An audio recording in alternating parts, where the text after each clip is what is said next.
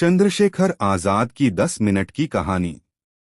भारत की आजादी की लड़ाई में कई वीरों ने अपना सब कुछ न्यौछावर कर दिया। उन्हीं महान क्रांतिकारियों में से एक थे चंद्रशेखर आजाद। बचपन और शुरुआत। चंद्रशेखर आजाद का जन्म 23 जुलाई 1906 को मध्य प्रदेश के एक छोटे से गांव भाबरा में हुआ था। उनके पिता का नाम सीताराम तिवारी और माता का नाम जगरानी देवी था। बचपन से ही आजाद बहुत निडर और साहसी थे। जब वे छोटे थे तभी उन्होंने अंग्रेजों के अत्याचार देखे। यही वजह थी कि उनके मन में देश को आजाद कराने की भावना पैदा हो गई।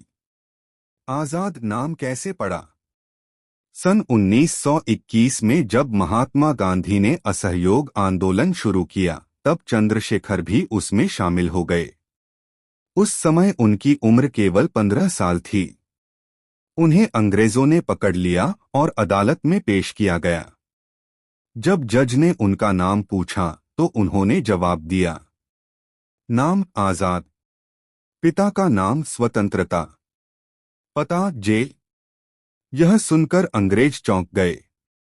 तभी से उनका नाम आजाद पड़ गया। क्रांतिकारी जीवन। चंद्रशेखर आजाद ने सिर्फ भाषण नहीं दिए बल्कि हथियार उठाकर अंग्रेजों से लोहा लिया। वे हिंदुस्तान सोशलिस्ट रिपब्लिकन एसोसिएशन से जुड़ गए। उन्होंने कई क्रांतिकारियों के साथ मिलकर अंग्रेजों के खिलाफ योजनाएं बनाई।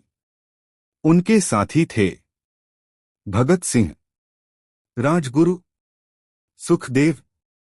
इन सबने मिलकर अंग्रेजी शासन को हिला दिया। काकोरी कांड और संघर्ष। आजाद ने काकोरी कांड के बाद भी अपनी गतिविधियां जारी रखीं। वे हमेशा कहते थे, मैं आजाद हूं और आजाद ही रहूंगा। उन्होंने कभी अंग्रेजों के सामने आत्मसमर्पण नहीं किया। अंतिम दिन 27 फरवरी 1931 को इलाहाबाद के अल्फ्रेड पार्क, अब चंद्रशेखर आजाद पार्क में अंग्रेजों ने उन्हें घेर लिया। उन्होंने अकेले ही कई पुलिस वालों का सामना किया। जब उनकी गोलियां खत्म हो गईं और पकड़ में आने का खतरा हुआ तो उन्होंने अपनी आखिरी गोली खुद पर चला दी। उन्होंने अंग्रेजों के हाथों पकड़े जाने से बेहतर शहीद होना चुना। बलिदान और प्रेरणा। चंद्रशेखर आजाद का जीवन हमें सिखाता है, देश के लिए जीना और मरना सबसे बड़ा सम्मान है। साहस और आत्मसम्मान सबसे महत्वपूर्ण हैं। सच्चा देशभक्त कभी हार नहीं मानता। निष्कर्ष। चंद्रशेखर आजाद सिर्फ एक नाम नहीं बल्कि एक भावना है। उनका बलिदान आज भी हर भारतीय के दिल में देशभक्ति,